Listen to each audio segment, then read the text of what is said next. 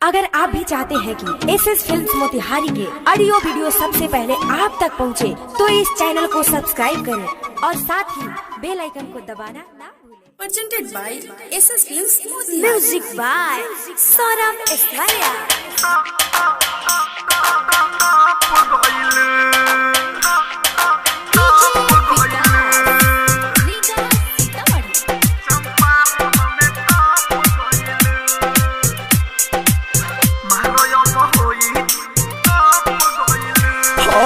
सीतामढ़ी शिवहर से नाच के तू आइलू, एहो सीतामढ़ी शिवहर से नाच के तू आइलू, बेतिया गोपालगंज से बाच के तू आइलू, जिला मुजफ्फरपुर छरप गइलू, मारो बहोई तोहरे कारण, मारो बहोई तोहरे कारण, चंपारण में टप गइलू, मारो बहोई तोहरे कारण, मोतिहारिया में टप गइलू।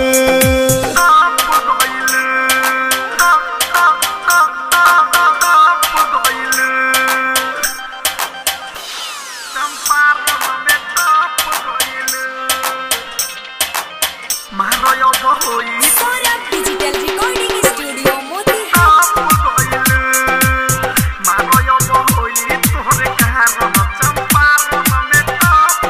हाँ सुना यही जाके लड़का नहीं छोड़बे करी, तोरा ढोरी के आजू भमरबे करी, नहीं माना करबू तू ना तोर मालिक डाटी, जकरा मन करी आजू ओठलाली चाटी।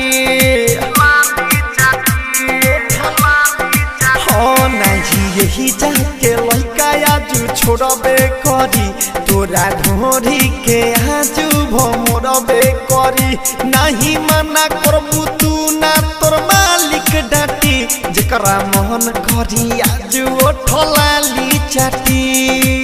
लहंगा उठावे ला सोनो कजइबू, लहंगा उठावे ला सोनो कजइबू, मारो बहोई तोहरे कारण, ये बुच्ची मारो बहोई तोहरे कारण, चंपारण में टप गइलू, मारो बहोई तोहरे कारण, चंपारण में टप गइलू, ये बुच्ची मारो बहोई तोहरे कारण, चंपारण में टप गइलू।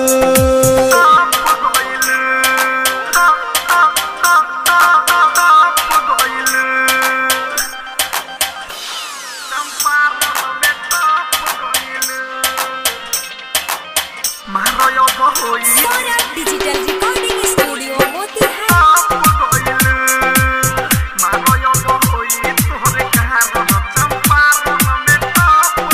हो देखो संजय सारा बिघुरिया आइल बाटे, थोड़ा मारेला चीज पे आइल बाटे, सौरभ ये सवर के चले रंगदारी नु हो, तहरा लहंगा के पर्दा ये फारीन हो, देखो रूपलाल किसान सुधीर आइल बारे, चीज पे मारेला ठोर घुरी आइल बारे, सौरभ ये सवर के चले रंगदारी नु हो, तहरा लहंगा के पर्दा ये फारीन हो, रतन रतन संग बहक गइलू, रतन रतन संग बहक गइलू, मारो बहोई तोहरे कारण, गे छौड़ी मारो बहोई तोहरे कारण, चंपारण में टप गइलू, मारो बहोई तोहरे कारण, चंपारण में टप गइलू,